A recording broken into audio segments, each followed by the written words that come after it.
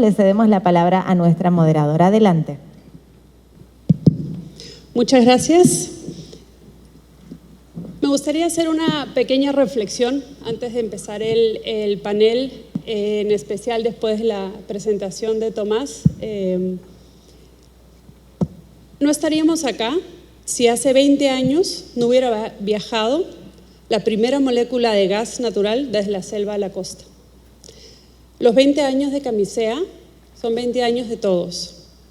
Los que estuvieron en campo, caminando trochas eternas, instalando plantas y ductos en donde pocos habían caminado antes, cuidando nuestro ambiente y nuestro legado histórico, generando confianza con las personas que iban a ser vecinos por más de 30 años, los que aseguraban que lleguemos a casa sanos y salvos, los que gestionaban los permisos de los proyectos sumamente complejos. Y es la celebración también de los líderes y lideresas que no flaquearon ante las adversidades. También es de aquellos que están abocados a la operación de estos megaproyectos y que nos garantizan una energía eficiente, limpia y confiable todos los días, a toda hora. Fue un esfuerzo de todos, los operadores, los socios, los contratistas, los asesores, los veedores internacionales y las instituciones del Estado, quienes lideraron, impulsaron y regularon un proyecto no antes visto en el país. Les pido que reconozcamos y celebremos el enorme esfuerzo que significó cambiar el futuro del país. Un futuro que ahora estamos viviendo. Hemos vivido un antes y un después de la puesta en operación de la cadena de valor de Camisea. Y ahora, con este panel, conversaremos sobre lo que se tendría que hacer para tomar acción y tener un Camisea, ya la segunda fase de Camisea, y que los beneficios indiscutibles del gas natural lleguen a más familias peruanas. ¿Cómo podemos hacer para aumentar ese 20% de hogares peruanos que tienen acceso al gas natural? Y con eso, mi primera pregunta para el ingeniero Arnao.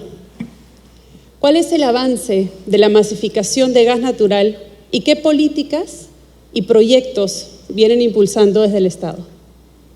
Gracias, Tiffany. Bueno, primero agradezco a la Perú Energía por la invitación. Felicito a Tomás por su excelente presentación y saludo a todos los integrantes del panel, Jaime, Walter y a Eric. Bueno, la pregunta es bien complicada la que me ha hecho Tiffany. Me está pidiendo datos, me está pidiendo lugares, me está pidiendo avance. Entonces voy a ayudarme con una pequeña ayuda de memoria que tengo. El avance de la masificación en el gas natural tiene un total de 2.2 millones de hogares conectados al servicio del gas natural a nivel nacional. Quisiera dar a conocer a ustedes qué cosa es el FISE, porque durante la exposición voy a hablar mucho del FISE. El FISE es el Fondo de Inclusión Social Energética que pertenece a la Dirección General de Hidrocarburos. Desde el año del 2016 se ha beneficiado el programa Bono Gas del FISE a más de 1.5 millones de usuarios de gas natural, de los cuales 2.634 instituciones de índole social han recibido este beneficio.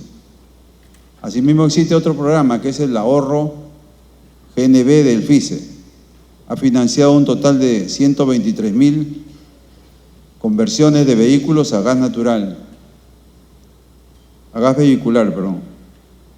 Los recursos transferidos de los programas Punche Perú, que fue por la ley 31728, y los recursos del FISE han permitido construir más de 1.600 nuevos kilómetros de redes de distribución de gas natural, beneficiando a 95.000 familias en las regiones de Piura, La Libertad, Lambayeque, Cajamarca, Ancash, Lima, Callao e Ica. Y han generado 8.500 puestos de trabajo y ahorros por más de 1.6 millones de soles mensuales en el consumo de gas natural a nivel nacional. Asimismo, se ha reactivado la masificación en las regiones de Arequipa, Moquegua y Tacna, que comprende la construcción de 300 nuevos kilómetros de redes de distribución, de los cuales 150 kilómetros ya están licitados y se tiene un avance de 22 kilómetros en las regiones de Arequipa y Tacna, mientras que los 150 kilómetros restantes se encuentran actualmente en licitación. También se está desarrollando las conexiones en 4 hospitales: el Hospital Regional Docente de Trujillo, el Hospital San Juan del Lurigancho, Sergio Bernales y Alcides Carrión de Lima y Callao. Se estima que en junio se empiece a conectar el Hospital Regional Docente de Trujillo, siendo el primer hospital en el Perú en contar con dicho servicio con financiación del FICE, lo cual generará ahorros significativos. Asimismo, se están haciendo contactos con visitas técnicas a los hospitales de Huaraz, Chimbote, Chiclayo e Ica, y se realizan coordinaciones técnicas a fin de evaluar la viabilidad de conexión al servicio de gas natural en 6 nuevos hospitales. Con eso se cumplirá la meta que tiene el FICE de 10 hospitales. Con respecto a las políticas y a los proyectos que se vienen impulsando desde el Estado, que es la segunda parte de la primera pregunta, el MINEN, a través de la Dirección General de Hidrocarburos y el FICE, viene promoviendo la masificación por las regiones altoandinas, no concesionadas como Huancavelica, Cusco, Ucayali, Ayacucho, Apurímac, Junín y Puno, motivo por el cual se ha presupuestado un monto de 200 millones de soles, recursos del FICE. En Huancavelica, Cusco, se han adjudicado ganadores del proceso de licitación y en Quillabamba se encuentra en proceso de licitación. ¿En qué consiste esta adjudicación? En construcción de redes de gas natural, construcción de una planta satélite de regasificación y tuberías de conexión en beneficio de sus hogares. Es preciso indicar que si bien estos proyectos pilotos de masificación de gas serán inicialmente financiados con recursos del FICE, los cuales tienen un alcance ilimitado, el MINEN tiene como objetivo posteriormente su operación y mantenimiento sean otorgadas a empresas concesionarias a través de suscripción o a través de adenda. Un ejemplo de adenda es la empresa Cálida, que está solicitando una adenda para ampliar su prestación de servicio para incrementar su operación en Lima y Callao. Asimismo, el MINEN, a fin de garantizar la sostenibilidad de las concesiones de distribución y contar con una tarifa nivelada y competitiva, viene sustentando ante el Congreso la aprobación de la Ley 679, Ley de Impulso de Gas Natural, la cual se encuentra en proceso de aprobación. Dicha ley permitirá la continuidad y sostenibilidad del servicio de distribución del gas natural, y esto permitirá un precio como el que existe en Lima y Callao, en las provincias de todo a nivel nacional. Asimismo, respecto al desarrollo de infraestructura del MINEN, en el marco del desarrollo del proyecto de Sistema Integrado de Transporte de Gas, que se denomina SISGAS, ha transferido a Proinversión los recursos económicos a fin de impulsar la contratación de la empresa especializada que realice el estudio de prefactibilidad.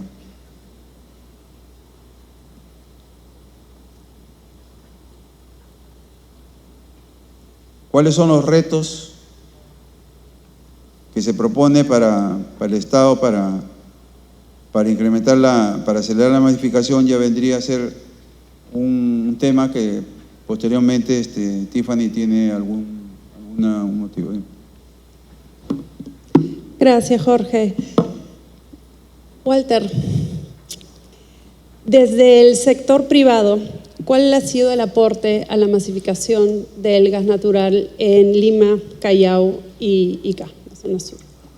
Bueno, muchas gracias, Tiffany, muchas gracias a los organizadores por esta invitación y muy a gusto con este prestigioso panel que me acompaña hoy día. A ver, ya como bien se mencionaba, prácticamente cumplimos 20 años.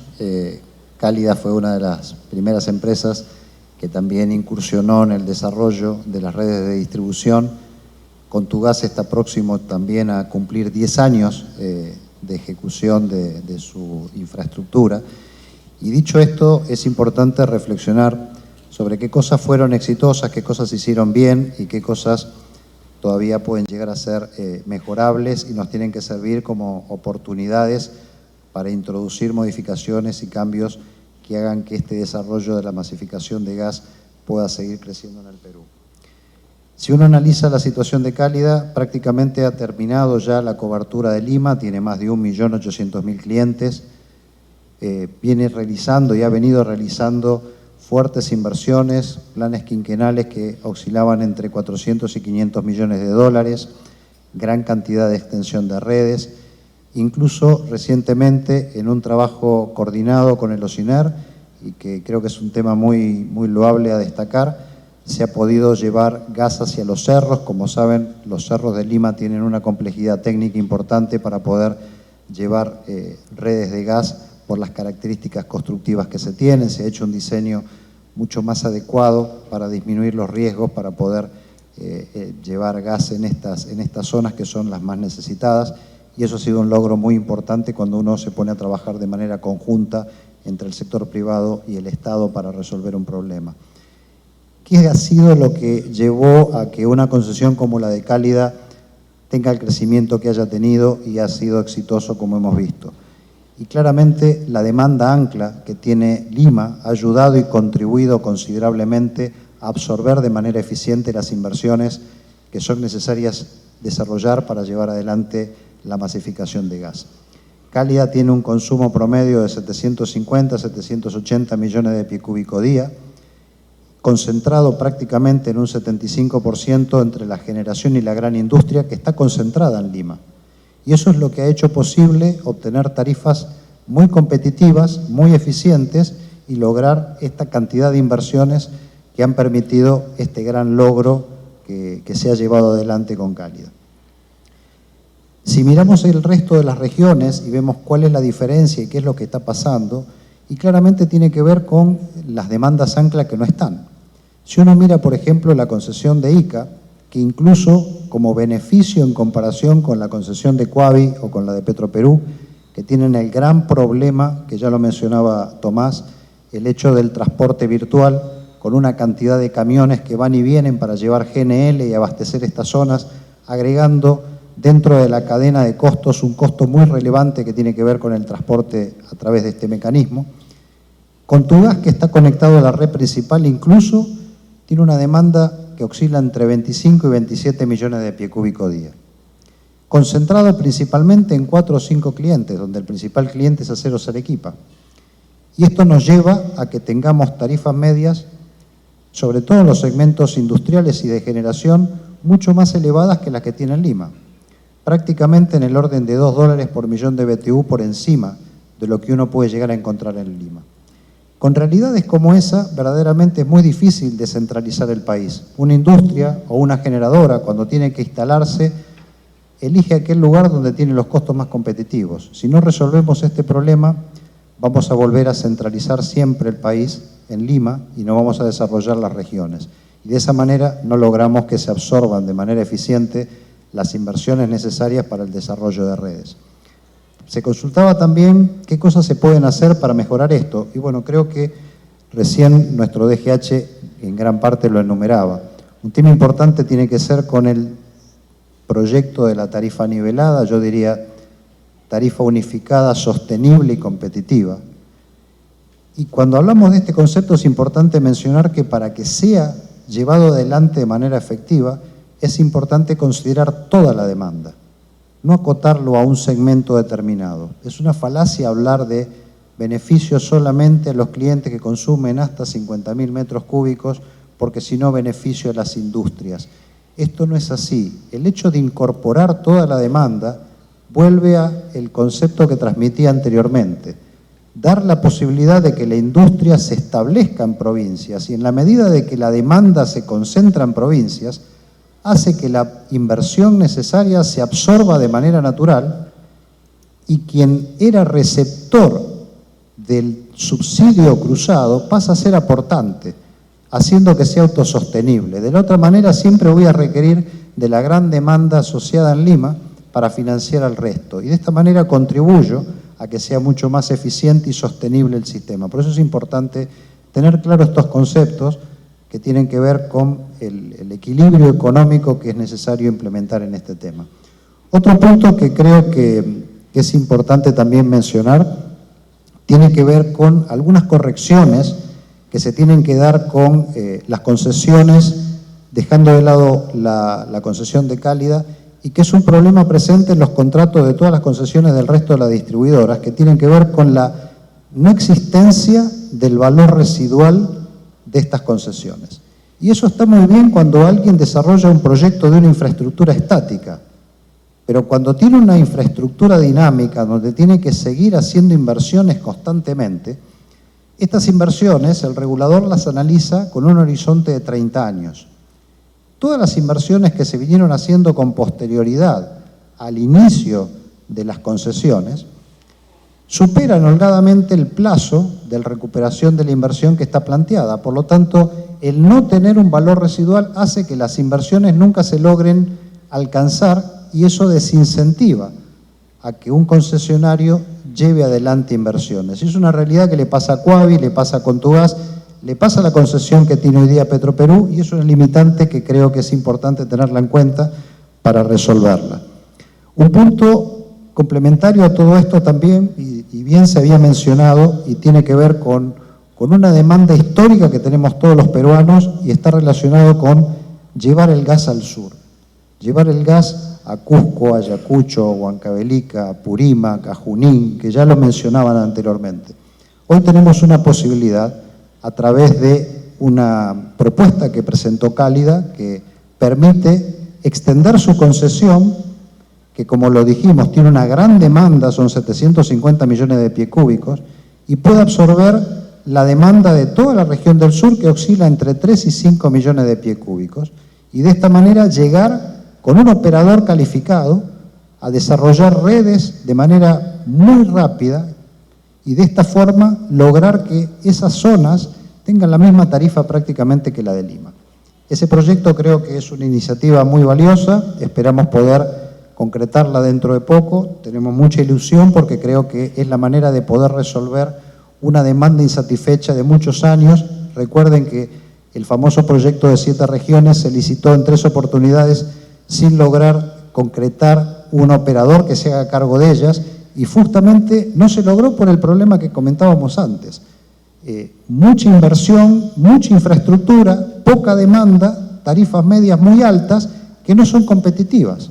Entonces, no logramos el objetivo de la masificación. Para finalizar, 2 temas puntuales adicionales, creo que es importante también tener en cuenta, y es una tarea que nos queda con la Dirección General de Hidrocarburos, y es mejorar todo lo que es los temas de permisología. Muchas veces, y voy a contar una anécdota que va a parecer cómica, pero es real. Teníamos que hacer ampliaciones de redes en una zona donde interferíamos con zonas de provías. Una obra muy pequeña, menos de 1 kilómetro de redes, que quienes conocen en la operación es una obra que se termina en menos de una semana. Y el año pasado demoramos casi 8 meses en tener el permiso para poder trabajar.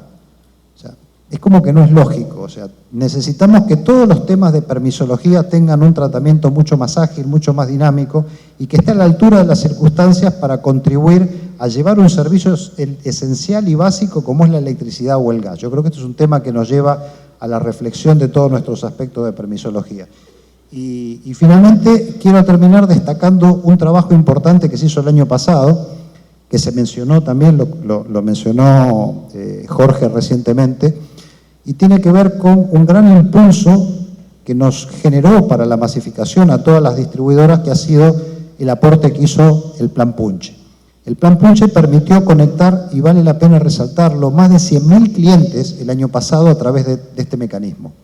Se desarrollaron más de 1.800 kilómetros de redes en todas las concesiones a través de este esquema. Y creo que fue un excelente impulso para la masificación, impulso que creo y que es importante tratar de mostrarlo, mostrar los logros. En el caso de Ica, por ejemplo, hemos llevado gas a toda la zona de Barrio Chino. que tenía infinidad de conflictos. Recordarán el año pasado, en el inicio del año, con todos los problemas que se habían presentado con las manifestaciones. Bueno, Barrio Chino es una zona que tiene gas natural. La zona de los Aquijes, en Ica, tiene gas natural gracias a este proyecto y a esta iniciativa. Y creo que es algo que deberíamos repetirlo. Este año todavía están en duda los fondos para poder seguir impulsando esta iniciativa. Creo que es importante reflexionar el destino de estos recursos para poder seguir y darle continuidad al tema. Y lo mismo tiene que ver con el bonogas. El bonogas es algo que ayudó a muchas familias a poder financiar las conexiones de instalaciones internas. El hecho de que no tengamos fondos en el bonogas va a llevar a que esto ralentice el proceso, porque el cliente que tiene que hacer una instalación interna, si no tiene un apoyo y un financiamiento, termina siendo mucho más difícil. Yo creo que esos son los temas, no me quiero extender más y gracias. Gracias, Walter. Ya te iba a cortar el micro ya, porque eran 5 minutos. Jaime, la misma pregunta para la zona norte. ¿Cuál ha sido el aporte del sector privado y qué retos han tenido para desarrollar las redes de masificación? Bueno, buenas tardes. Gracias, Tiffany, por la pregunta. Gracias a Perú Energía también por la invitación y un saludo especial a mis compañeros de panel. Yo quiero arrancar mi intervención hablando de un dato que salió la semana pasada en el periódico, ¿de acuerdo? Decía, el 29% de los peruanos está viviendo en situación de pobreza. Un reto importante. ¿Cuál es el antídoto del tema de la pobreza? La inversión, ¿cierto? Generar crecimiento. Hoy en día, la penetración del gas natural en Perú creo que está por debajo del 20%. Hay alrededor de 10 millones de peruanos que hoy en día están gastando un 50% más de lo que gastarían si usarían el gas natural. Entonces, estamos hablando de un país que tiene abundantes reservas, tiene reserva de gas para por lo menos los próximos 20 años, y eso asumiendo que exporta la mitad del gas que produce, o sea que pudieran ser 40 años fácilmente. A cuentas de servilleta estamos hablando de más o menos 1.500 millones de dólares en ahorros que pudiéramos entregarle a esos 10 millones de peruanos que hoy en día están quemando cualquier otro combustible para cubrir sus necesidades. Entonces, ¿qué ha hecho Promigas?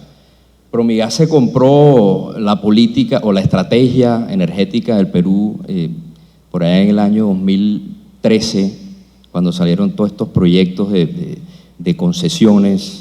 Salió la concesión del sur, salió la concesión del norte. En ese momento se estaba hablando del megagasoducto del sur que bueno, finalmente quedó en nada. Pero Promigas se compró esa apuesta. Llegamos aquí en el 2013. Desde el 2013 hemos invertido más de 450 millones de dólares. En el norte hoy en día atendemos más de 300.000 clientes. Hay 270.000 clientes en las regiones de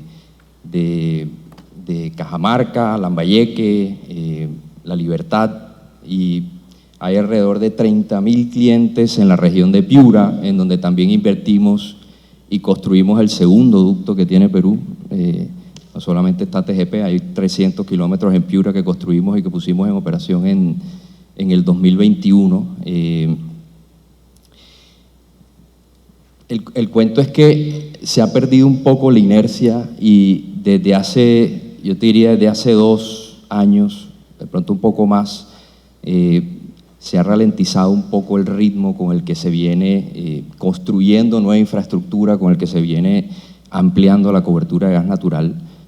Las concesiones hoy, habiendo cumplido las metas contractuales iniciales que tiene con el Estado,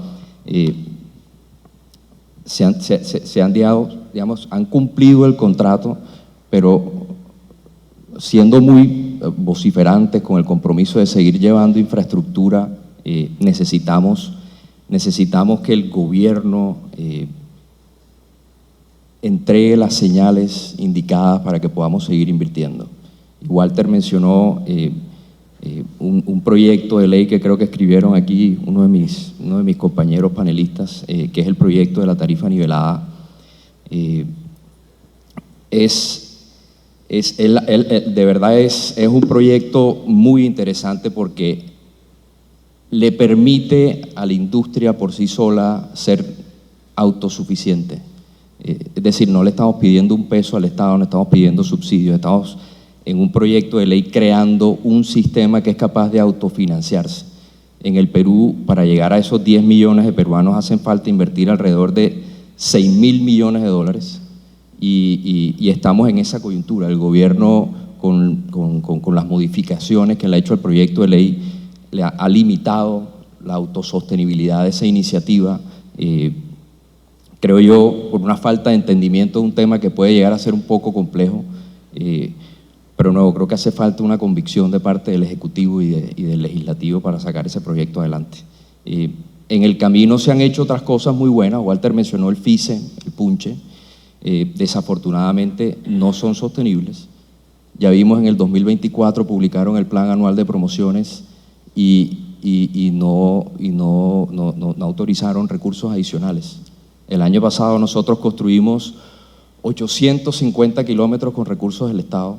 Le pudimos llevar con eso gas a 30.000 clientes adicionales. Y ese es el tema, que cuando tú dependes de subsidios del Estado, le pones un límite al potencial que puede llegar a tener esa iniciativa. Entonces, yo insisto, a través del proyecto de ley 679, la industria, el sector privado, la inversión extranjera son capaces de disminuir por lo menos una parte de esa brecha que necesita el Perú para bajar el indicador de pobreza que mencioné al inicio.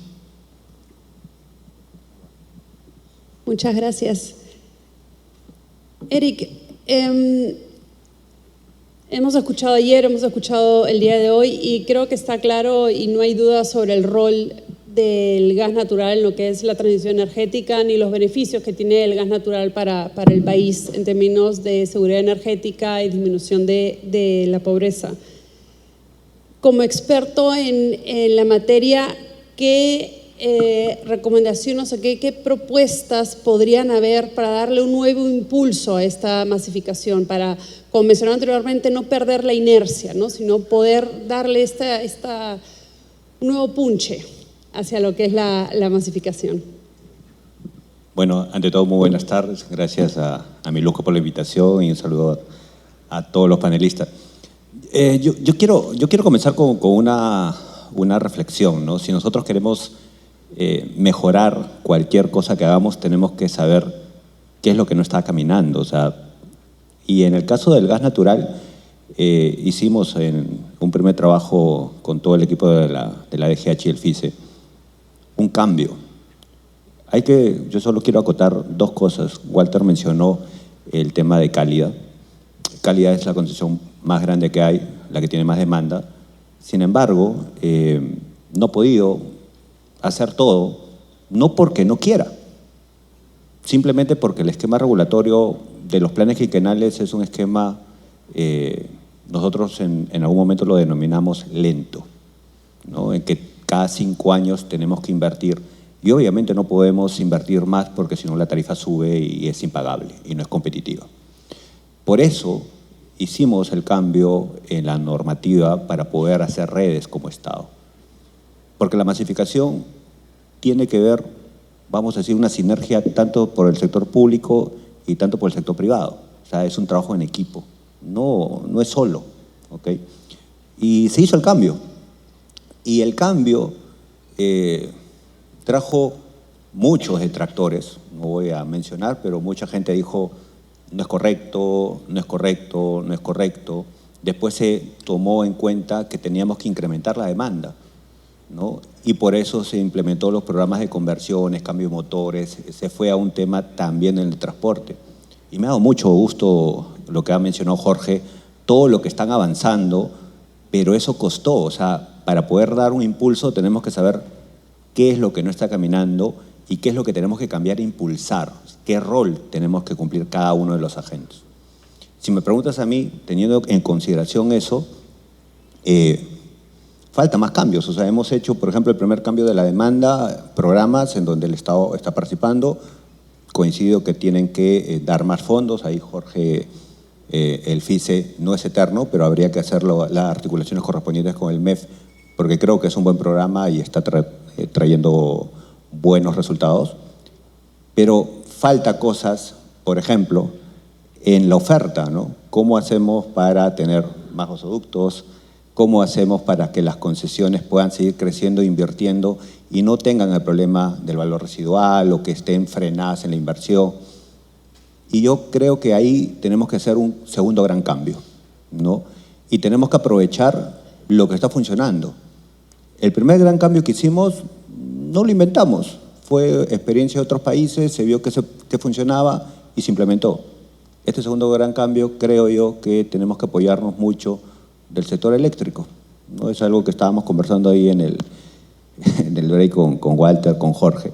El sector eléctrico tiene fortalezas que deberíamos aprovecharlas al menos en el sector de gas natural, ¿no?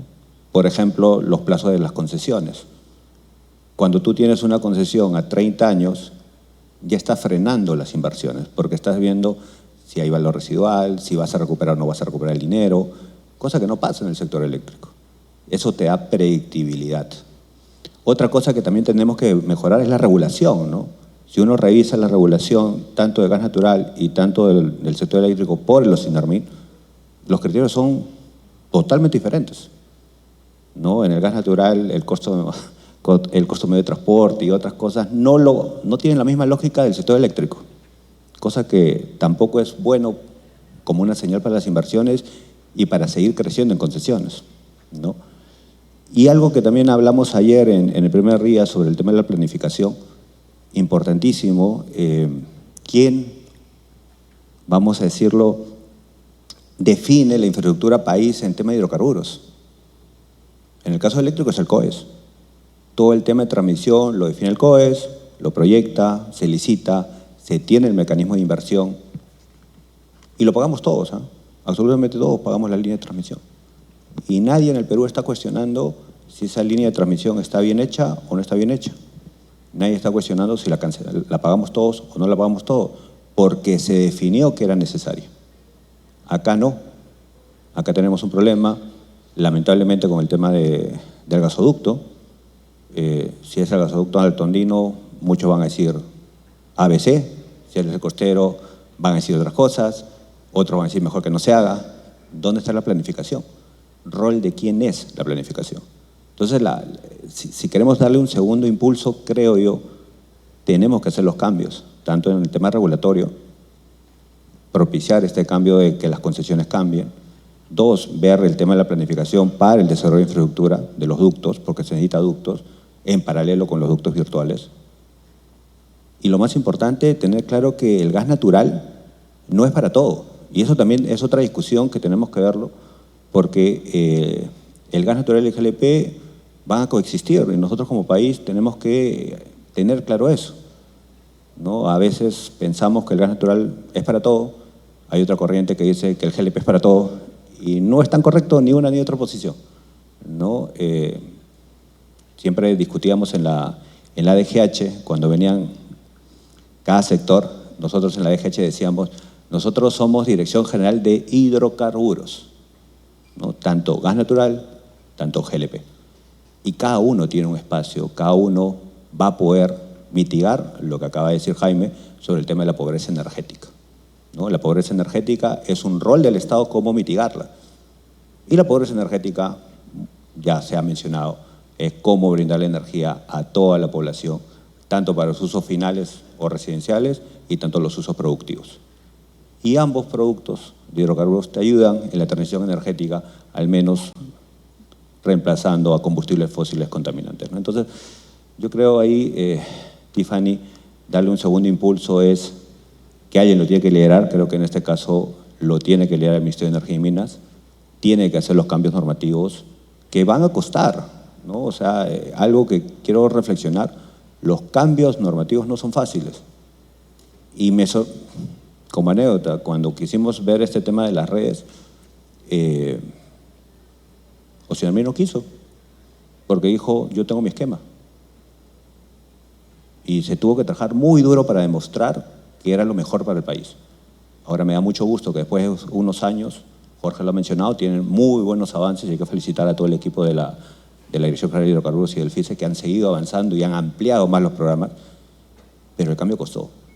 ¿no? Entonces, falta hacer más cambios para darle ese segundo impulso, Tiffany. Gracias, Eric. Definitivamente es una industria bastante compleja, ¿no? Es una industria que alimenta la minería, es una industria que alimenta el sector eléctrico, es una industria que alimenta el transporte y que alimenta hasta los hogares que tenemos. Jorge, regresando un poco hacia los retos, ¿qué retos están viendo o están asumiendo dentro de la DGH para acelerar esta masificación? Gracias, Tiffany. Bueno, agradezco las recomendaciones hechas por los panelistas. Vamos a tomar en cuenta como Ministerio de Energía y Minas para mejorar, ¿no? Acá lo que venimos es escuchar y con esas recomendaciones mejorar y ir en la misma dirección. Bueno, el primer reto que tiene el Ministerio de Energía y Minas es incrementar la reserva de gas. ¿Cómo lo estamos trabajando? Venimos trabajando ahorita, tenemos un potencial de gas en la zona sur, que está el corredor, digamos, que tenemos en la parte sur gasífero, donde tenemos campos que ya han probado producción, como el caso de Candamo, por ejemplo. Madre de Dios tiene reservas probadas, tiene potencial. Tenemos un área para seguir la exploración. Tenemos el lote 58, que lo viene manejando CNPC, que tiene su potencial, ya va a empezar a desarrollar el lote. Tiene también CNPC parte del lote 57, con toda esa producción. ¿Y qué es lo que estamos haciendo? Venimos, por ejemplo, ahorita reuniéndonos con el Ministerio de Medio Ambiente. ¿Para qué? Para poder hacerles ver que ahora existen nuevas tecnologías. Ahora se puede trabajar, en otros países se trabaja en áreas naturales protegidas. Entonces lo que queremos es enseñarles, traer expertos para que le puedan explicar a los señores del Ministerio, en especial a la área de naturales protegidas, para que no vamos a entrar nosotros en la parte territorial, en la superficie. Nosotros vamos a ingresar en la parte de abajo donde se encuentra el recurso. Ahora hay nueva tecnología de los pozos horizontales, hay en las perforaciones de pozos, también se hacen nuevas ideas, hay nuevas experiencias. Eso es lo que queremos nosotros para poder desarrollar toda esa zona gasífera que está en exploración. Asimismo, también en el caso de Promigas estuvimos la semana pasada en Tumbes y hemos visto que Tumbes está haciendo una evaluación para poder incrementar en la parte norte, y también hay pozos. Ustedes saben que existen una serie de pozos que se queman gas en el norte. Entonces, eso tenemos que tratar de mejorar y conversar con las empresas para que se pueda utilizar ese gas y poder desarrollar la industria tanto en Piura como en Tumbes. En el caso, por ejemplo, del FICE, también tocaron el tema de FICE. FICE lo que necesita es tener mayores recursos. Estamos repotenciando el FICE. El tema es que esto tiene que llegar su mismo reglamento y su misma ley dice que es para zonas vulnerables. Estoy de acuerdo con lo que dijo el representante de Promigas del 20% de pobreza. Con el mejor reforzamiento del FICE, el mayor incremento, yo creo que vamos a poder ver. Pero ojo que el FICE es solamente para zonas vulnerables, no es para todos. No se reclaman que debe haber un bono universal. El bono universal no existe. El reglamento bien claro del FICE es para zonas vulnerables en beneficio de esa población. Otro reto que tenemos es el CITGAS, que es el oleoducto subperuano, lo cual estamos en este momento, como dije anteriormente en la pregunta, se encuentra en un proceso de licitación para hacer un estudio de factibilidad y ver cómo está. Acá hay varios temas que están pendientes, como es el laudo arbitral, como es el caso del mantenimiento que se viene gastando para mantener la tubería que está parte enterrada, parte está expuesta. Todos esos temas los venimos manejando nosotros en la Dirección General de Hidrocarburos. Otro tema también es la petroquímica, ¿no? Nosotros tenemos un proyecto en el Congreso para impulsar la petroquímica. La petroquímica va a servir para nosotros, va a haber trabajo, va a haber mejoras, va a tener recursos para producir fertilizantes, para producir explosivos, que es algo necesario para la agricultura y tanto para las empresas, para la minería. Entonces, con todas esas necesidades que tenemos, ese es nuestro reto a corto plazo. A mediano plazo también tenemos otras ideas, pero lo más importante es atacar en este momento qué es lo que se quiere hacer. Como dijo Eric, hay muchas ideas, hay muchas cosas que podemos mejorar y vamos viendo de acuerdo a los resultados que tengamos. Gracias, Jorge. Walter, tomando un poco los temas que ha mencionado ahora Jorge sobre el tema de la petroquímica y el gasoducto sur, ¿qué incentivos o qué se podría tener de acciones a corto y mediano plazo para que eso sea una realidad? Yo creo que es un tema apasionante y vale la pena reflexionar también qué pasó en el 2008 o 2010 cuando teníamos el tema del proyecto de la petroquímica y que finalmente no se llegó a concretar. Y hoy hay un escenario completamente distinto.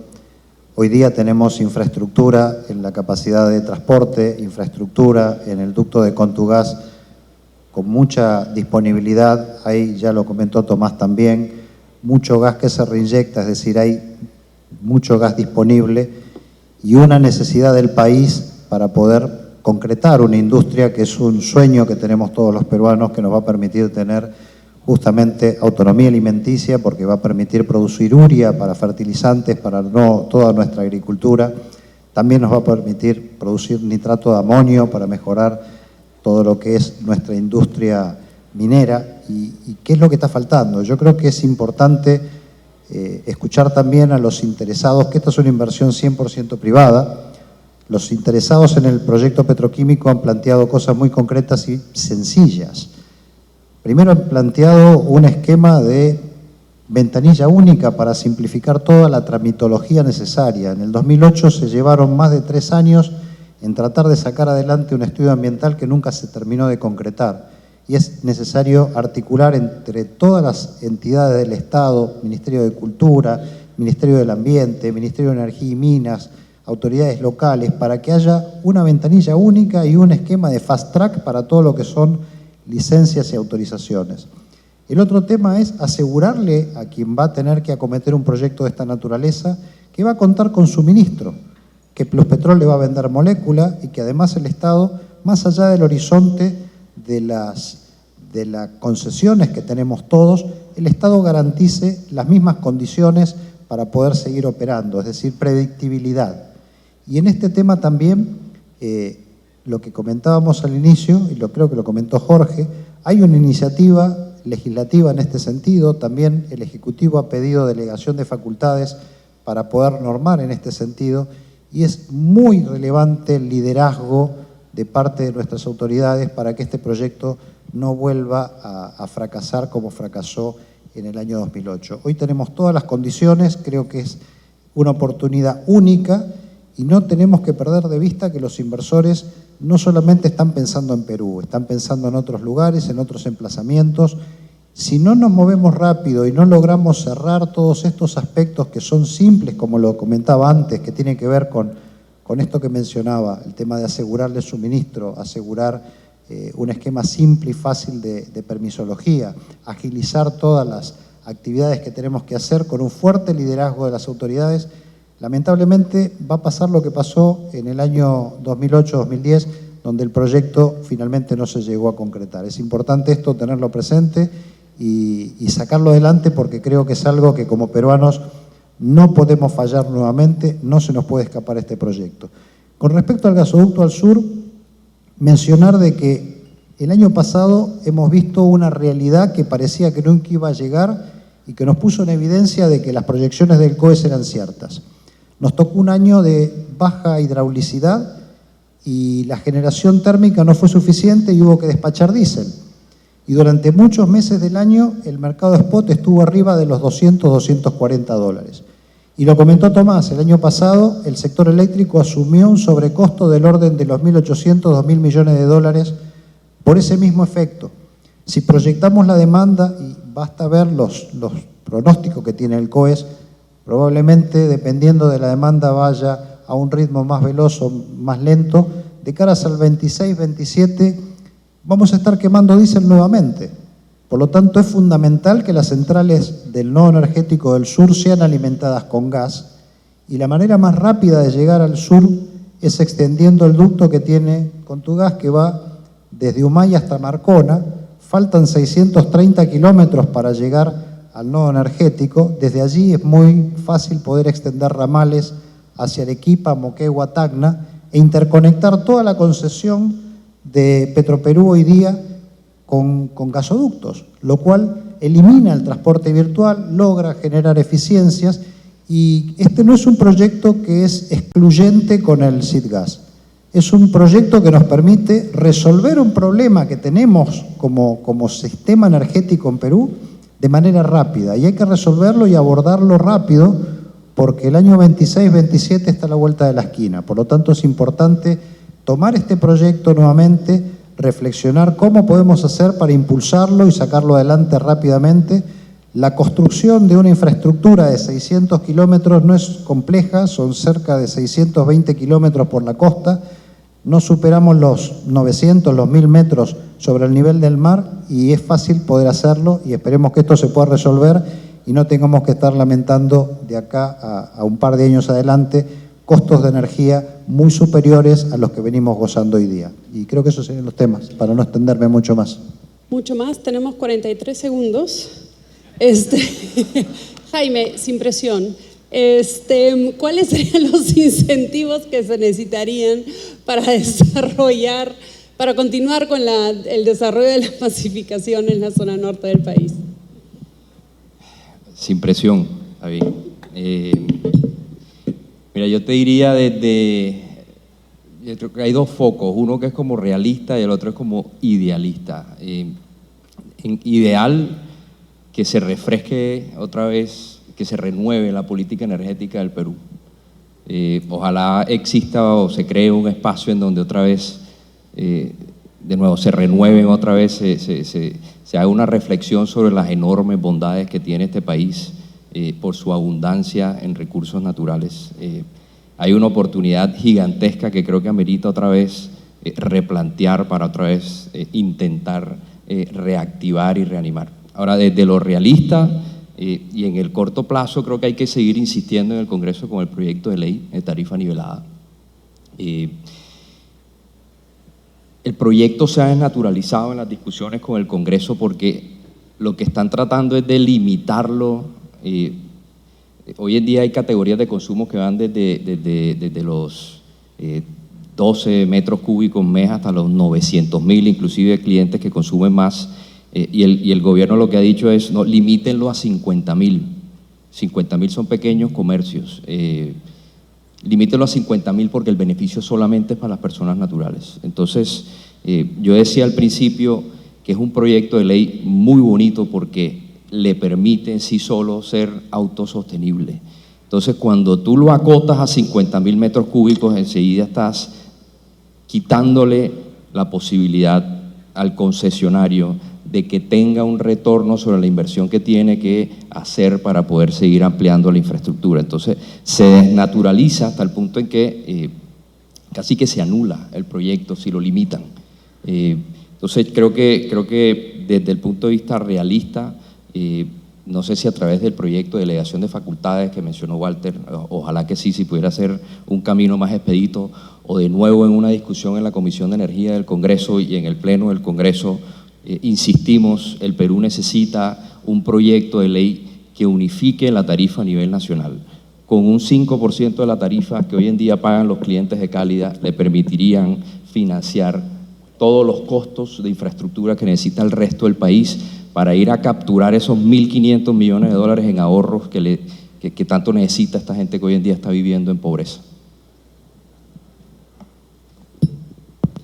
Muchas gracias. Eric, palabras finales, 30 segundos. Si no, ahí sí te cerramos el micro.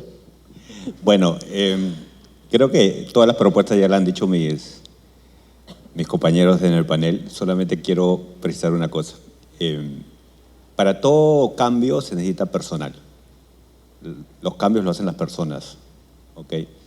Y si queremos lograr esto, creo que tenemos que hacer un fortalecimiento en el ministerio. El viceministerio de Hidrocarburos es el viceministerio que menos personal tiene en todo el ministerio y a veces le pedimos muchas cosas. Muchos retos, muchos trabajos y no nos hemos preguntado, y deberíamos preguntarnos todos, ¿cuánto personal tiene? Y le podría asegurar que no pasan, al menos la Dirección General de Hidrocarburos no pasa de 30 personas para ver GLP, gas, combustibles líquidos, proyectos, gas, petroquímica, upstream, todo. Entonces, yo les hago una reflexión, ¿no? Y aprovechando que está Jorge acá, que seguro ya también ha visto cuánto personal ha heredado. Si queremos hacer cosas, tenemos que fortalecer los equipos técnicos. Y creo que ese es el reto, ¿no? El reto es, aparte de todo lo que he mencionado, es quién lo hace. Y lo hacen los equipos. Entonces yo creo que es algo que no debemos olvidarnos, ¿no? Entonces nada, eso es palabras finales. Muchas gracias. Muchas gracias a todos por su participación, por sus comentarios, por ser tan honestos ante los retos y oportunidades que tenemos en realidad y, bueno, tocará manos a la obra. Así que dale, muchas gracias.